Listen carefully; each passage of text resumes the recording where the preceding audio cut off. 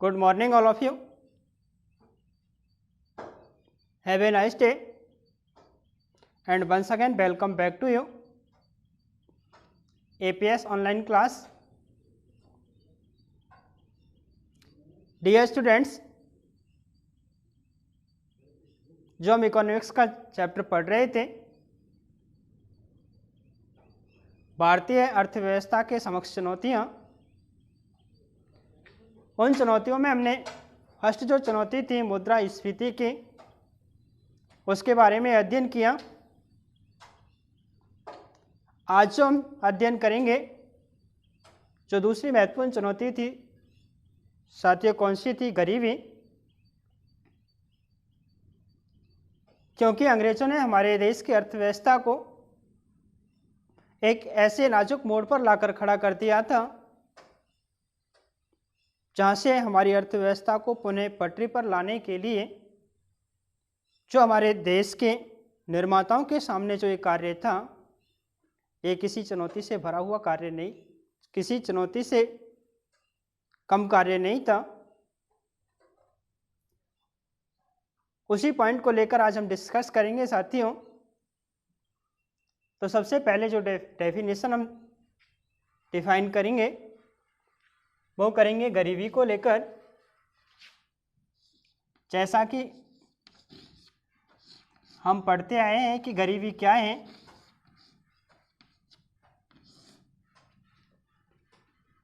तो साथियों गरीबी को परिभाषित करें तो कहा जाएगा गरीबी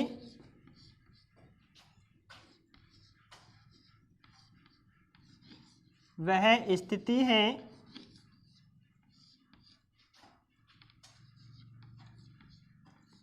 जिसमें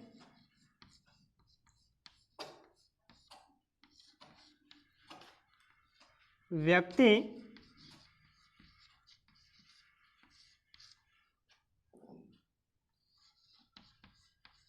अपने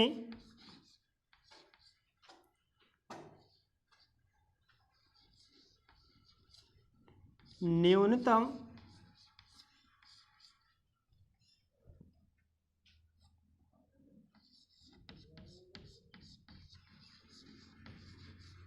आवश्यकताओं को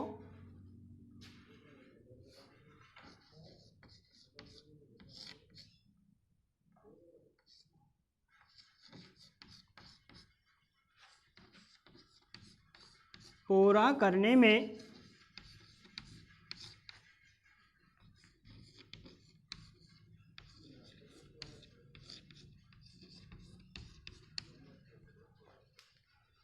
असफल होता है।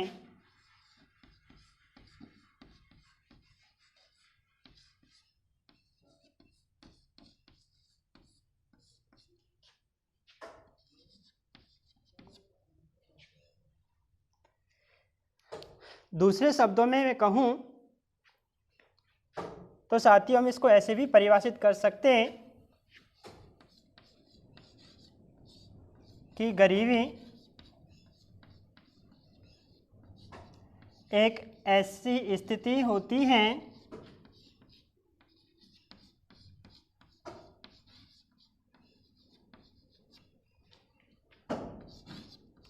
जिसमें व्यक्ति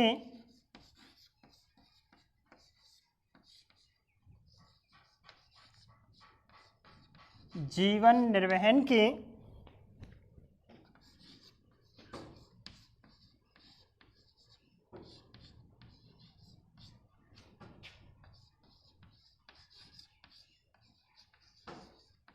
न्यूनतम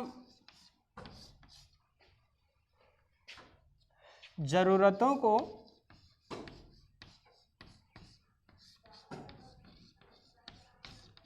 पूरा करने में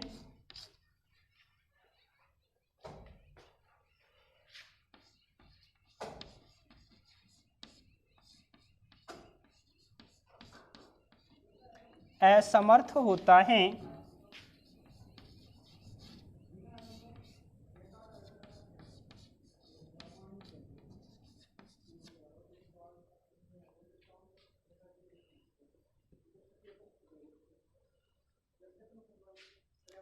वैसे प्यारे साथियों, जो गरीबी है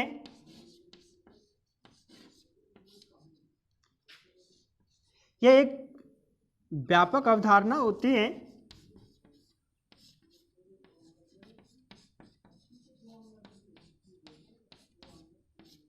अर्थात साथियों मैं कहूं कि इसके अनेक आयाम होते हैं।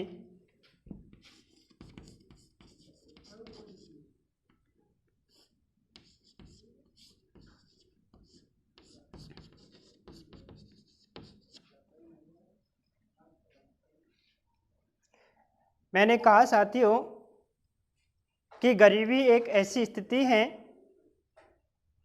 जिसमें व्यक्ति अपने जीवन निर्वहन की जो न्यूनतम आवश्यकताएं होती हैं उन आवश्यकताओं को पूरा करने में असमर्थ या असफल होता है। लेकिन साथियों, गरीबी का दायरा यहीं तक सीमित नहीं है। गरीबी एक व्यापक अवधारणा होती है, एक बहुत बड़ी अवधारणा होती है जिसके अनेक आयाम होते हैं।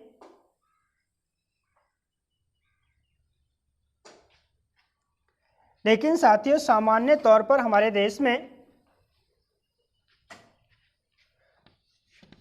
जो गरीबी का अर्थ निकाला चाहते हैं वो निकाला चाहते हैं आर्थिक अपवेशन से।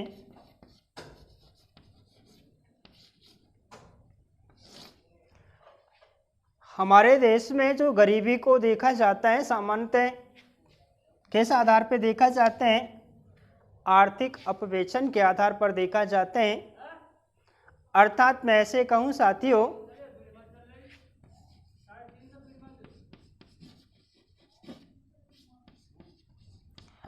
आर्थिक और या मैं साथियों ऐसे कहूं धन और संपदा का अभाव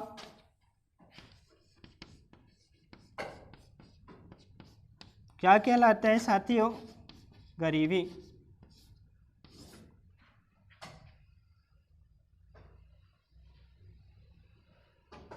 क्या समझे आप? गरीबी के हर देश के अपने अपने अलग अलग मापदंड होते हैं।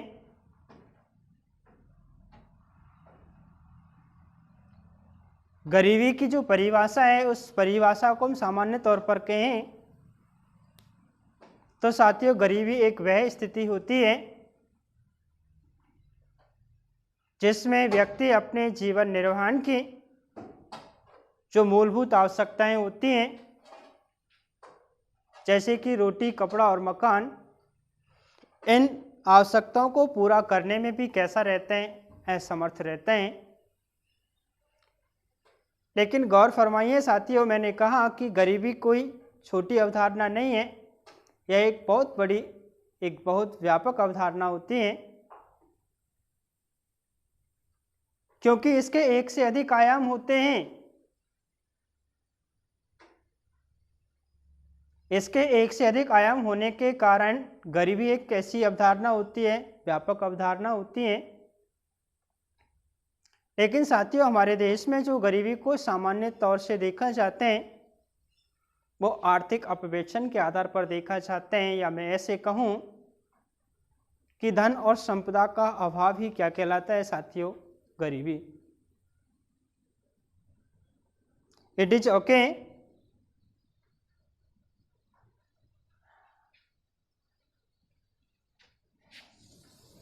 एक हम सामान्य एग्जाम्पल की दृष्टि से इसको समझ सकते हैं।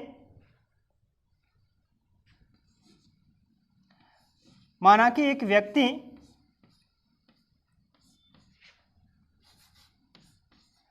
जो बड़े और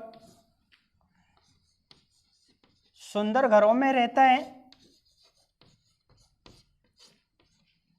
माना कि हमारे समाज का एक ऐसा व्यक्ति जो बड़े और सुंदर घरों में रहते हैं, जबकि उसी हमारे समाज का एक दूसरा अन्य व्यक्ति जो है, उसके पास घर ही नहीं है, घर भी है तो कैसे हैं, झोंपड़ी है या फिर कैसे घर हैं, कच्चे घर।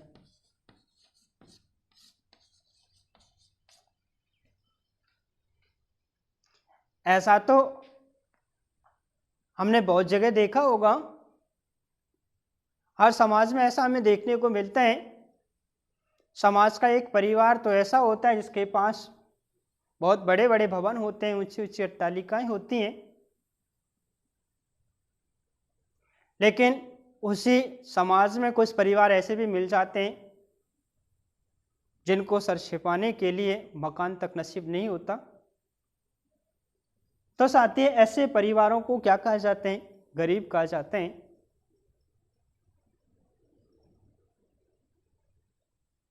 क्या कहा जाते हैं, गरीब कहा जाते हैं, क्योंकि मैंने कहा था कि जो व्यक्ति अपनी मूलभूत आवश्यकताओं को पूरा करने में असमर्थ रहते हैं वो व्यक्ति क्या है, गरीब। और मूलभूत आवश्यकताओं में मुख्यतः कितनी चीज़ों को शामिल किया जाता है, 3, रोटी, कपड़ा और मकान। खाने के लिए अन्न होना चाहिए, पहनने के लिए कपड़े होने चाहिए और रहने के लिए क्या होना चाहिए, घर। ये सब क्या होती हैं, मूलभूत आवश्यकताएं होती हैं। और ऐसी आवश्यकताओं को पूरा करने में जो व्यक्ति असफल होता है वो क्या होता है, गरीब।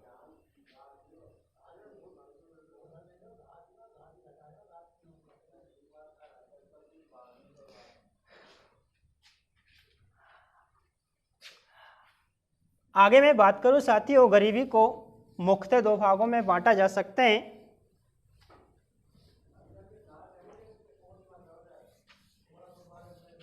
कितने भागों में, 2 भागों में।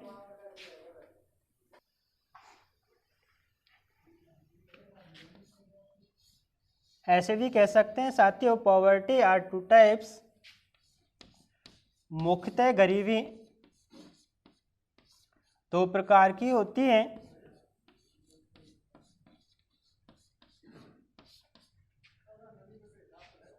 सबसे पहले हम बात करेंगे साथियों निरपेक्ष गरीबी के संदर्भ में।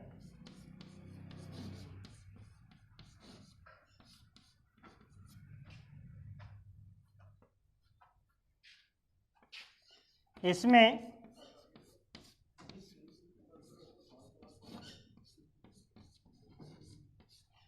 जीवन निर्वाह हेतु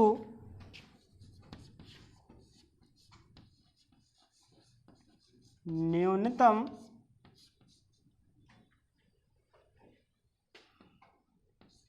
एवं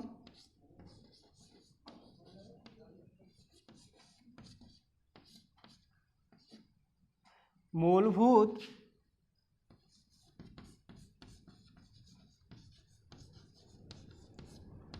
आवश्यकताओं का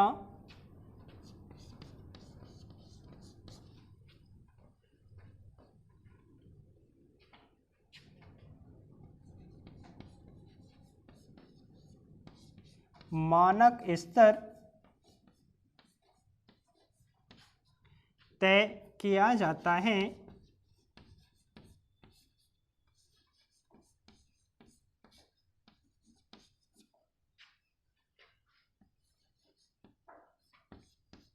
वह व्यक्ति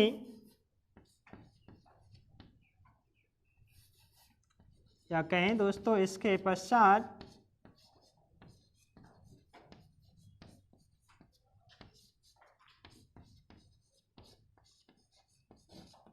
वह व्यक्ति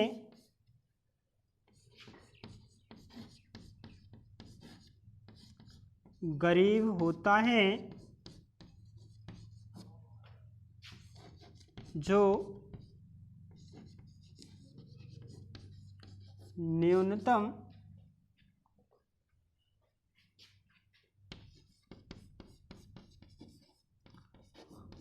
आवश्यकताओं के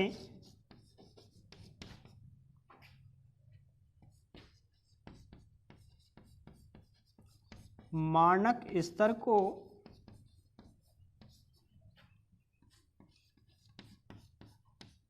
प्राप्त नहीं कर पाता,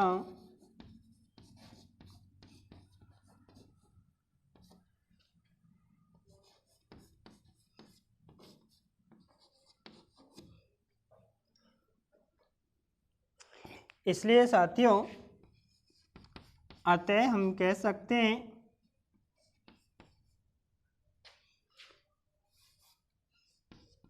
वह व्यक्ति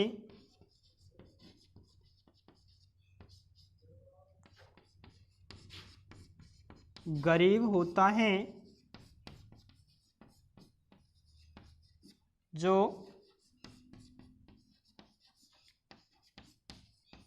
न्यूनतम आवश्यकताओं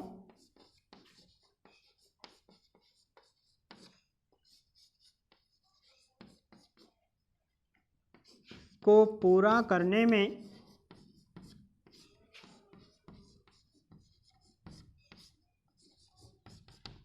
असमर्थ होता है।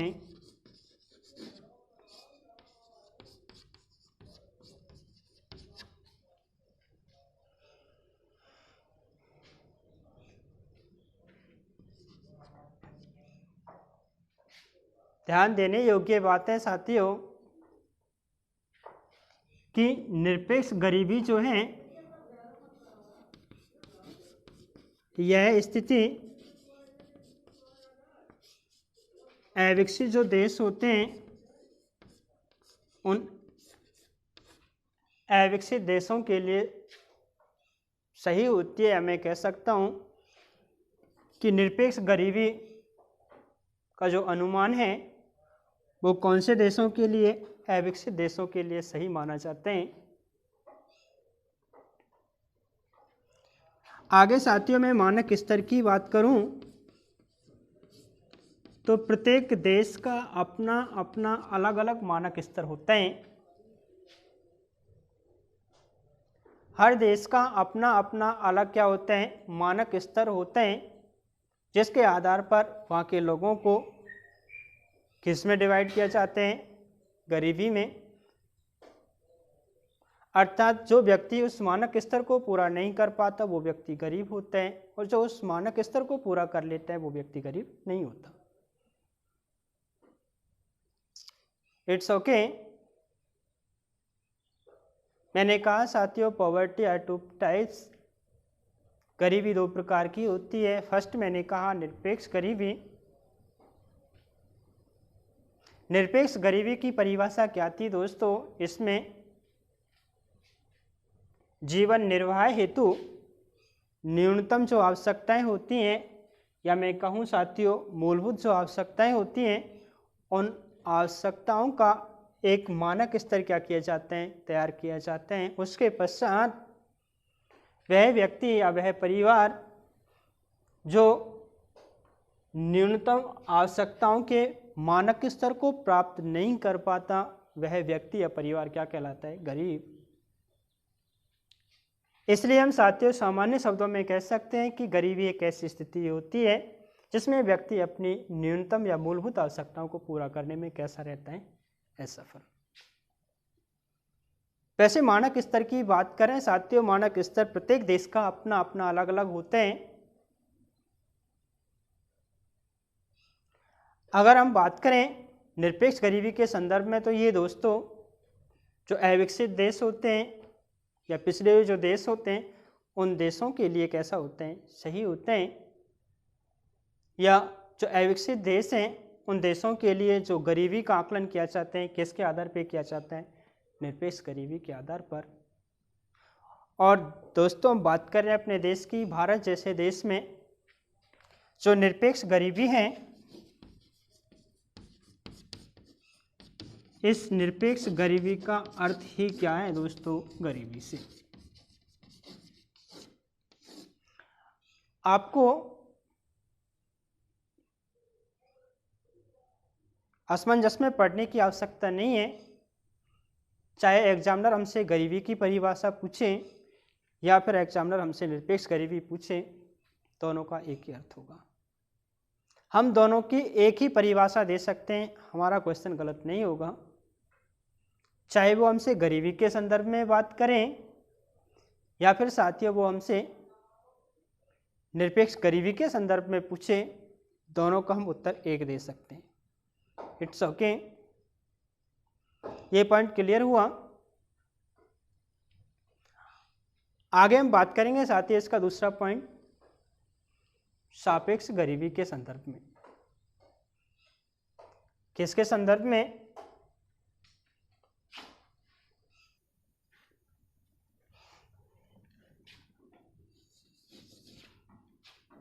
सेकंड होगा साथियों सापेक्षिक गरीबी, या साथियों हम ऐसे कह सकते हैं सापेक्ष गरीबी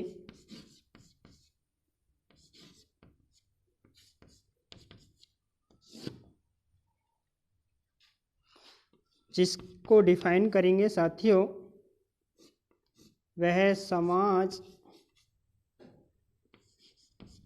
या साथियों राष्ट्र, वह समाज या राष्ट्र जिसमें विभिन्न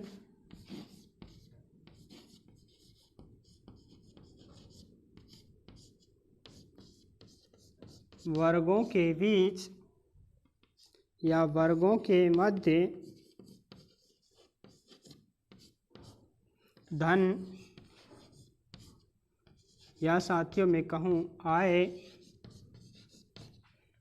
या कहें उपभोग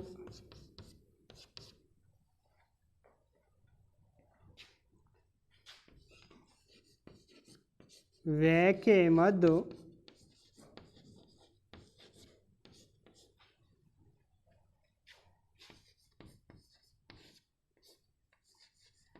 पाई जाने वाली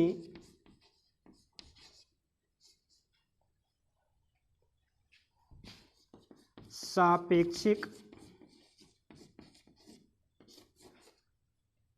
असमानताएं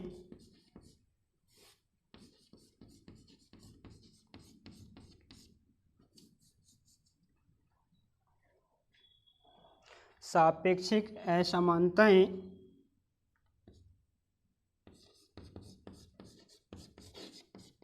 सापेक्षिक गरीबी को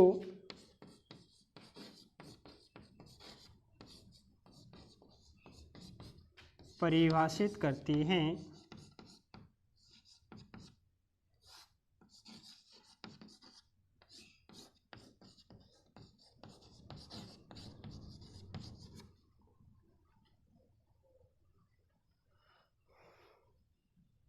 देखिए, जब साथियों हम सापेक्ष गरीबी के संदर्भ में चर्चा करते हैं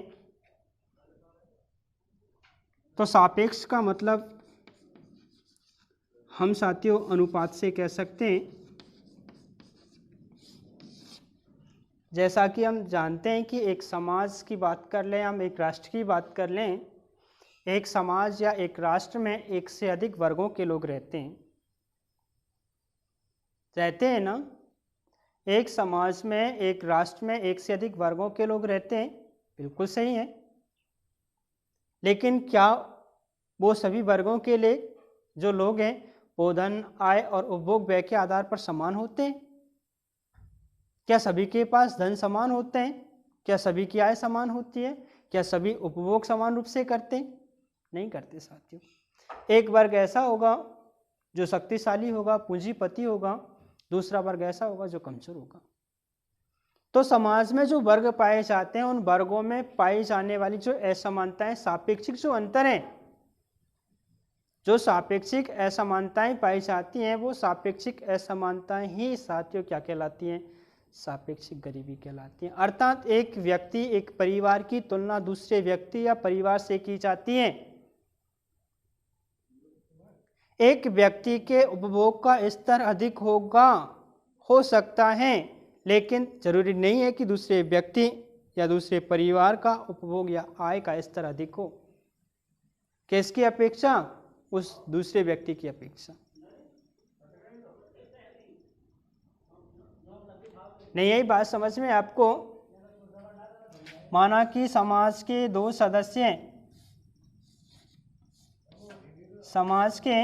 सदस्य, मैंने इस सदस्य का नाम रखा साथियों एक्स, और हमारे ही समाज का एक दूसरा सदस्य जिसका मैंने नाम रखा वाई।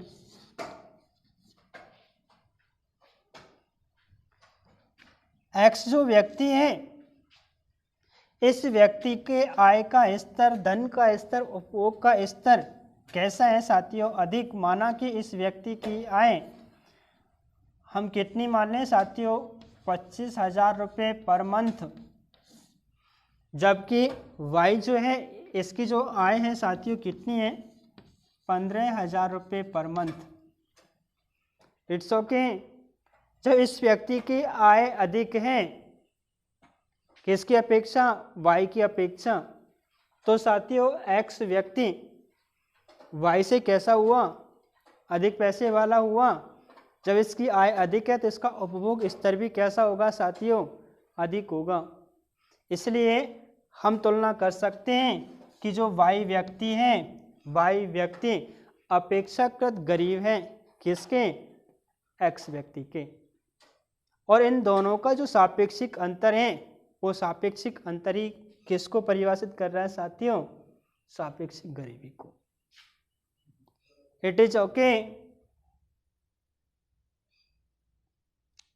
सापेक्षिक गरीबी का जो विचार है साथियों, यह विकसित राष्ट्रों के लिए अधिक उपयोगी होते हैं।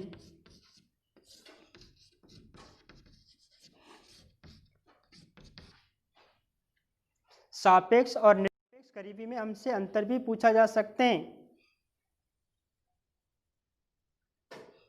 कैसे पूछा जा सकते हैं कि सापेक्ष और निरपेक्ष गरीबी में कोई दो अंतर बताइए। कैसे कहेंगे आप? निरपेक्ष गरीबी में व्यक्ति की न्यूनतम जो आवश्यकताएं होती हैं उन आवश्यकताओं को पूरा करने में असमर्थ व्यक्ति गरीब होते हैं, जबकि साथियों यहाँ न्यूनतम आवश्यकताओं का कोई फंडा नहीं है, कोई रूल रेगुलेशन नहीं है कि किस व्यक्ति के आवश्यकताएं कितनी हैं, वो कितनी आवश्यकताओं को पूरा कर रहे हैं, या हम कह सकते हैं कि वो अपनी मूलभूत आवश्यकताओं को पूरा करने में समर्थ है या नहीं, क्योंकि इसमें उस वस्तु का कोई मानक स्तर तय नहीं किया जाता। It's okay. सेकेंड पॉइंट की बात करूं मैं साथियों, निरपेक्ष गरीबी का एक अपना मानक स्तर तय किया जाता है, जबकि सापेक्ष गरीबी का कोई अपना मानक स्तर नहीं होता।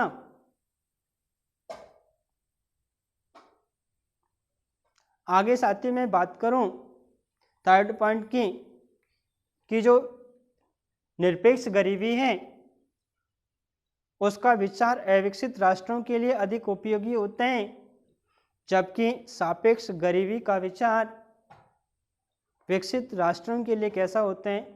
अधिक उपयोगी।